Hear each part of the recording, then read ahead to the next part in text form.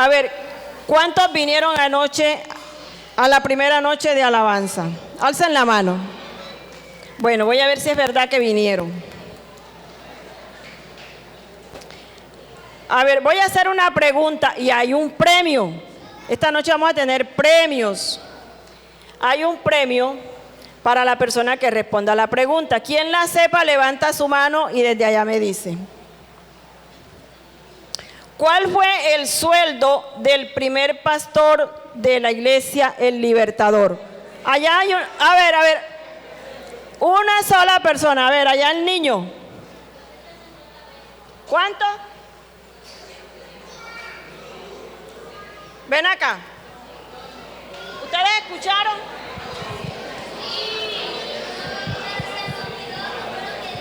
$100. ¿Eso es correcto?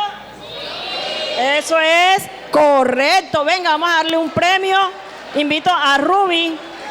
Allá están los premios, Ruby, porfa. Mientras Ruby hace entrega del premio, vamos a ver si se van a dejar ganar de los niños. Escuchen, ¿cuánto era el presupuesto de la iglesia cuando inició? Una persona levante la mano. 250 pesos. ¿Eso es correcto? A ver, ¿quién dice? Allá. ¿Cuánto? No. A él. A ver, ¿dónde están las chicas que leyeron anoche? ¿Sí dijeron? 50 pesos. A ver, ¿quién sabe de los jóvenes? ¿Cuánto fue?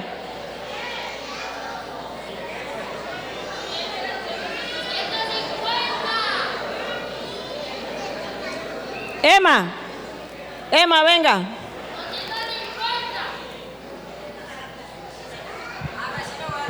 ¿Cuánto, Emma? 200.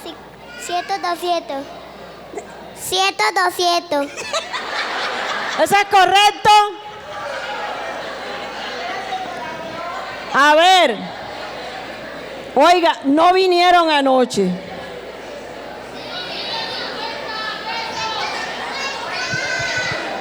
Ven, Camilo. 300 pesos. Les voy a ayudar, son 200. 1200. No, son 200, pero le falta un poquito. 50, Ruth. No. Se perdió ese premio. Vamos a pasar a nuestra hermana Yerleni y luego continuamos. A ver. 250 pesos. Bueno, todos dicen que 250 pesos. ¿Dónde están las chicas que leyeron anoche? ¿Eso es correcto? Sí. Leyeron mal, porque en la historia no dice eso. Dice que 295 pesos. Leyeron mal. Entonces, ¿quién fue el primero que dijo 250? Johan. Vaya donde Rubí que le regala. ¿Fue Oliver? No, fue él. Él subió primero.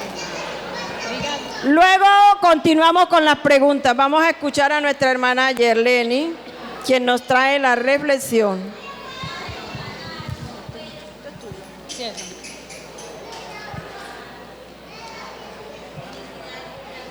Hermanos, el Señor continúe bendiciendo sus vidas en esta noche.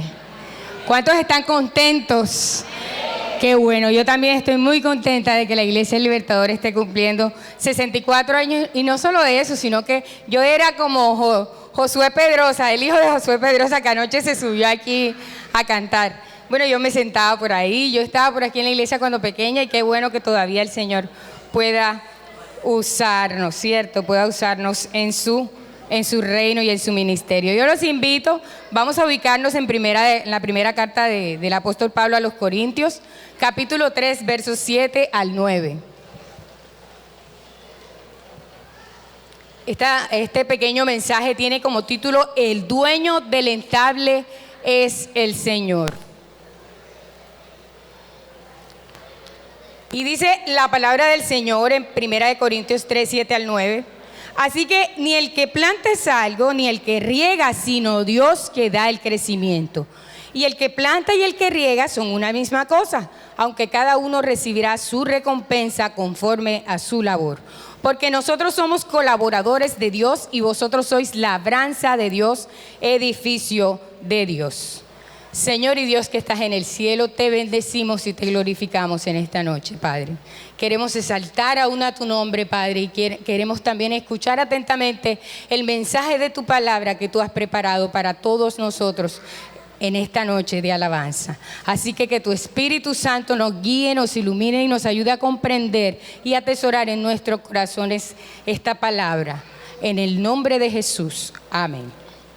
Y bueno, como contexto de este pequeño tramo de la palabra que hemos leído hoy, Pablo le escribe a la iglesia en Corinto. Y Corinto era una importante ciudad portuaria ubicada en Grecia, en el mundo antiguo. Ellos eran politeístas, como así tenían muchos dioses, tenían espacio tanto para los dioses griegos como para los dioses romanos. Pablo estuvo ahí en Corinto durante 1 año y medio aproximadamente, guiado por el Espíritu Santo que le hizo entender que debía quedarse ahí en Corinto durante 1 año y medio, y ahí conformó un gran grupo de nuevos creyentes, una gran comunidad de creyentes en esa ciudad. Pero Pablo, luego de conformar ese gran grupo de creyentes ahí, tuvo que seguir conformando iglesias en otras ciudades, entonces tuvo que irse. Luego de que Pablo se fue, llegaron otros maestros, dentro de los que se conocen Apolos y también Pedro. Entonces, los nuevos creyentes, es posible que esas prácticas politeístas que ellos tenían estuvieran todavía marcando su inicio como nuevos creyentes, y ellos se estaban agrupando según la afinidad que estaban teniendo con los maestros que habían llegado. Entonces unos decían, no, yo soy de Apolos, no, yo soy de Pablo, no, yo soy de Pedro. Y es como si aquí en la Iglesia del Libertador unas personas estuvieran diciendo, no, a mí me cae mejor el pastor Olger. Y otros dijeran, no, a mí me cae mejor el pastor Narciso. Y otros, no, yo me inclino más por el pastor José Luis. Y no solo se estaban dividiendo, sino que entre sí no se gustaban. Por ejemplo, los de aquel equipo entonces no trataban con este, y había división en la iglesia. Entonces Pablo con esta carta lo que trata es de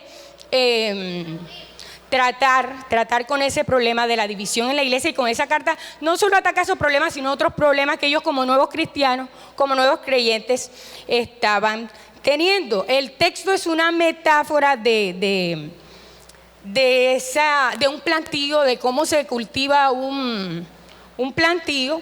Y bueno, también utiliza esta metáfora en la segunda carta que más adelante les envía a ellos, cuando dice, Dios es quien da la semilla al que siembra y el pan al que se alimenta, y de igual manera les dará a ustedes muchas semillas y las hará crecer.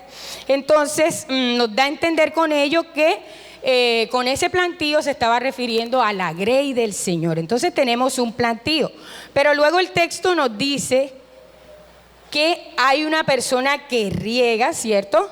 Y hay una persona que planta. Entonces, como punto A, vamos a ver qué y quiénes son el que planta y el que riega. El verso 7 dice, así que ni el que planta es algo, ni el que riega, sino Dios que da el crecimiento.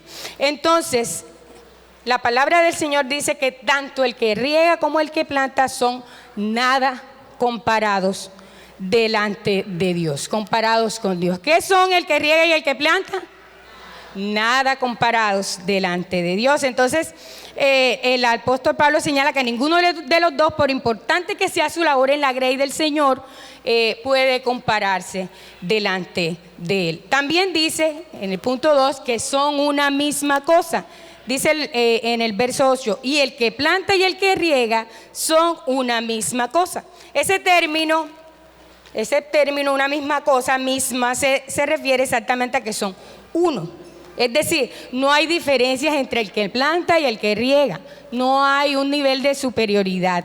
Entre ellos son iguales. Entonces, el que riega, ese término regar, se refiere a dar de beber, el que da de beber o el que alimenta. Así que cuando el texto se refiere a el que riega, se está refiriendo a alguien que da de beber a la grey del Señor, a ese plantío. Por otro lado, tenemos a el que planta, y ese término plantar se refiere a poner en la tierra, implantar. Pero en sentido figurado, este término tiene un significado y es el que implanta el plan, el que implanta, el que inculca la doctrina. Así que es posible que el que planta y el que riegan sean personas que exponen la palabra del Señor en la iglesia, en la grey del Señor, ¿cierto? Entonces, nos trata de decir Pablo que no hay diferencia entre el que sale a evangelizar, el que siembra, el que sale a evangelizar, y ese que esparce la semilla, que es de pronto el que se encarga de consolidar a los nuevos creyentes que van llegando. Y como punto B tenemos: Dios es quien da el crecimiento al plantío. Dice el verso 7, parte B, sino Dios quien da el crecimiento. Y ese término dar crecimiento se refiere a una acción continua, un proceso que consiste en hacer agrandar algo. En este caso específico, a la grey del Señor, ¿cierto? Dios es quien da el crecimiento al plantío. Dice en Mateo 6:27, ¿y quién de vosotros podrá, por mucho que se afane, añadir a su estatura un codo? También nos dice en Hechos 2:47, y el Señor añadía cada día el número de ellos, los que iban siendo salvos. Así que, como una pequeña conclusión de estos dos primeros puntos, la labor de dar crecimiento o añadir a la iglesia no lo pueden hacer ni el que planta ni el que rieguen, por mucha agua que echen, por mucha semilla que siembren, sino el Señor. Yo he escuchado que hay gente que cultiva grandes extensiones de tierra y luego esos cultivos se pasman o se pierden o les cae mucha lluvia. Y con eso podemos entender que es el Señor el que da el crecimiento, es el Señor que hace. Por mucho que yo me esfuerce en un cultivo, en tener un cultivo, yo debo reconocer la soberanía de Dios para que ese cultivo salga bien. Y así pasa en la grey del Señor. El Señor es el único que puede dar el crecimiento en su grey. Como punto C tenemos, aunque son iguales, el que planta y el que riega tendrán pagos diferentes según haya sido su labor. Dice el versículo 8, parte B, aunque cada uno recibirá su recompensa conforme a su labor. Y ese término labor, la definición de ese término es la suma de tres términos que son trabajo, más problemas, más cansancio. ¿Qué significa labor? ¿Qué involucra el término labor? ¿Quién me dice? Trabajo más problemas más cansancio. Eso significa labor.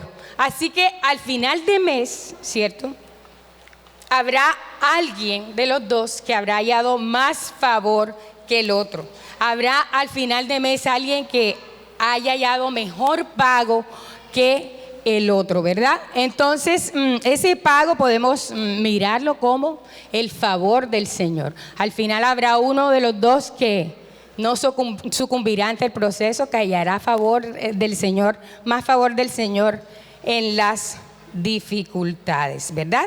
Entonces vamos ahí en el término labor. Y pienso que la definición de este término nos obliga, nos invita, nos insta a hacer bien la labor, aún sabiendo que costará, aún sabiendo que ese trabajo en la grey del Señor será exigente, porque esa exigencia determinará el pago a fin de mes, ¿cierto? Así que no es la forma exitosa como realicemos la labor. Por ejemplo, si yo canto aquí ahora fidelidad, y viene Ever y si me para al lado y canta la misma estrofa de la canción, pero la canta un poquito diferente, con menos melismas o yo qué sé qué términos se utilizarán ahí. Al final de mes no es el éxito con que se realice esa labor la que determinará el pago, sino la fidelidad con la que se realice la labor. La fidelidad sabiendo que ese cansancio, ¿cierto? ¿Cómo nos decía el término labor? Ese trabajo más los problemas, más el cansancio, la forma como permanezcamos fiel en el trabajo, fiel en la obra que se nos ha encomendado, determinará el pago y el favor del Señor. Así que no importa cuán bello yo cante los domingos aquí en la iglesia, me contará el Señor la fidelidad con la que yo realice no solo esa labor, sino cualquier labor que se me haya encomendado aquí en la iglesia. Ahí continúa diciendo, continuamos de pronto mirando ahí, que el jefe, el dueño del aviso, es el Señor, como dice el título de esta pequeña reflexión, ¿cierto? Jesús padeció como nadie. Mire, yo estaba leyendo en mi diario devocional que Jesús lo habían maltratado, lo habían herido, estuvo desnudo, estuvo golpeado. Y yo miraba que él cuando ya estaba arriba, que ya estaba clavado, eso debía ser bastante doloroso, no, como si no fuera suficiente eso, le pusieron dos al lado que lo estaban haciendo pasar un rato no tan chévere. Y luego pasaban los que lo oprimían por ahí y le decían, sálvate, sálvate a ti mismo, como si ya no fuera suficiente el dolor que él estaba sintiendo. Y vi algo ahí también. Él le prometió a los discípulos que él no bebería vino, sino hasta que estuviera con ellos en el reino de los cielos. Y resulta que él llegó un momento en que dijo que tenía sed. Cuando estaba en la cruz, él dijo que tenía sed, él quería algo de tomar. Y el que estaba abajo le dio vinagre. Y yo en el diario devocional yo decía, ay, porque él no lo habrá recibido. Decía yo. Pero luego busqué ese término vinagre y era una combinación entre agua y vino, ¿cierto? Entonces le daban, creo que era para resistir aún más el dolor. Pero él desistió, no lo tomó, porque muy posiblemente, no tengo certeza de esto, pero muy posiblemente, porque él ya había prometido que no tomaría vino hasta que nos encontremos con él en el reino de los cielos. Así que Jesús es un ejemplo palpable de cómo debemos realizar la labor a pesar de las dificultades, a pesar de todo lo que Jesús padeció. Él cumplió con el propósito que el Padre le encomendó. Y cuán difícil fue ese propósito por el que él nació, pero también cuán grande fue el pago que Jesús recibió por su labor. Dice que no hay nombre como él, no hay nombre como él. Y dice que al final de todo, toda rodilla se doblará y toda lengua reconocerá que Jesucristo es el Señor. Y no solo eso, sino que se sentó a la diestra de su Padre. Una cosa es ser el hijo del dueño del aviso. Y otra cosa diferente es trabajar mancomunadamente con el dueño del aviso, que fue la recompensa que recibió Jesús. Y como punto final, el entable es de Dios. Dice el verso 9, porque nosotros somos colaboradores de Dios y vosotros sois labranza de Dios, edificio de Dios. Así que, hermanos, todo es del Señor y todo es para el Señor. Él es quien da, Él es quien hace como quiere, Él es el que da el querer como el hacer. A Él le pertenece todo. Nosotros somos simples colaboradores, ¿cierto? Es decir, nosotros somos simples obreros en la grey del Señor, somos compañeros de trabajo, pero la compañía, el plantío, la grey es de Dios. Y no se nos debe olvidar que por más trabajadores que seamos de la viña del Señor, Él es el único propietario. ¿Qué es un trabajador delante del dueño? Pues no mucho. Si el dueño de la compañía dice, mañana no me viene a trabajar, pues entonces queda despedido. entonces no es nada delante del dueño. El edificio es de Dios, el reino es de Dios. Nosotros los trabajadores somos de Dios. Así que nadie es superior a nadie aquí en la iglesia. Podríamos traer este texto aquí a la vida cotidiana de nosotros y podríamos decir, ni el que ordena las sillas, ni el que predica, ni el que enseña, ni el que evangeliza son algo comparados con Dios. Muchas veces buscamos el favor del humano, ¿cierto? Del humano. Yo me voy con Pablo, yo me voy con Apolos, pero el dueño, el que tiene el poder, el que hace como quiera, es Dios. Los corintios estaban divididos porque por quién tenía más aceptación, quién era más popular. Sin embargo, Pablo les aclara que en la iglesia el centro es Jesucristo. Usted podría decir, así que la forma más exitosa de hacer parte de la rosca con el dueño del aviso es manteniéndonos cerca de él. Usted podría decir, pero de tantas damas que hay, ¿por qué Yerleni si ella es tan... ¿Por qué a ella le tocó exponer el mensaje en esta noche? Si ella está... Nada, el dueño del aviso hace como él quiere. Y la rosca que debemos buscar es la rosca del dueño del aviso. Entonces, hermanos, quería compartir con ustedes este mensaje del Señor en esta noche y animarles a que siempre tengamos la mirada puesta en el dueño del letrero, en el dueño del entable, que es nuestro Señor Jesucristo. Oremos. Señor y Padre que estás en el cielo, te bendecimos y te alabamos por la oportunidad que nos has dado en esta noche de aprender de tu palabra.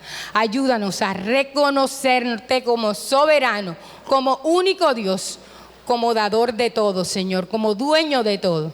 Te bendecimos y te alabamos. En el nombre de Jesús. Amén y amén. Brindele un fuerte aplauso a ese dueño del aviso que nos ha permitido cumplir 64 ruedas, 64 años de iglesia.